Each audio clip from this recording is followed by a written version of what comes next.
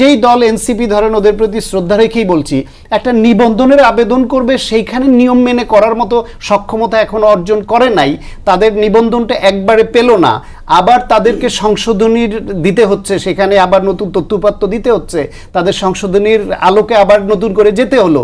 সেই দল হঠাৎ করে একটা সংবিধান লিখে ফেলবে। সংবিধান লেখা এই ছেলে খেলা, এইটা এনসিপি এইখান থেকে সরে এসে বরং ঐকমত্য কমিশনে যে তারা যেই উদারতা দেখিয়েছে, যে আগে যাই বলেছি আন্দোলনের তোরে বলে ফেলেছি, তারা বাস্তবতায় ফিরে এসে ওই আলোচনায় সংবিধান সংশোধনের দিকে গেছে। সেই সংশোধনটা কতটা বেশি কার্যকর করা যায়, কতটা বেশি ব্যাড এলিমেন্টসগুলোকে রিমুভ করা যায়, সেই ক্ষেত্রে যারা রাজি হচ্ছে না সেই তর্ক বিতর্ক হবে, যুক্তি তুলে ধরা হবে, সেই কাজটা ভালো মতো এনসিপি করে যাচ্ছিল।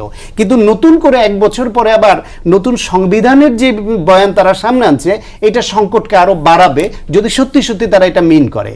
আরেকটা হচ্ছে গিয়ে তারা যদি মনে করে সংবিধান পরিবর্তন করবে তারা, তাহলে নির্বাচনে তাদের নির্বাচনী ইস্তেহারে এটা তারা রাখতে পারে যে জনগণ যদি আমাদের এই রায় দেয়, আমরা ক্ষমতায় আসলে গণভোট করা হোক বা যেভাবে হোক, আমাদের চেষ্টা থাকবে সংবিধান নতুন করে লেখা, আমরা এই সংবিধান মানব না।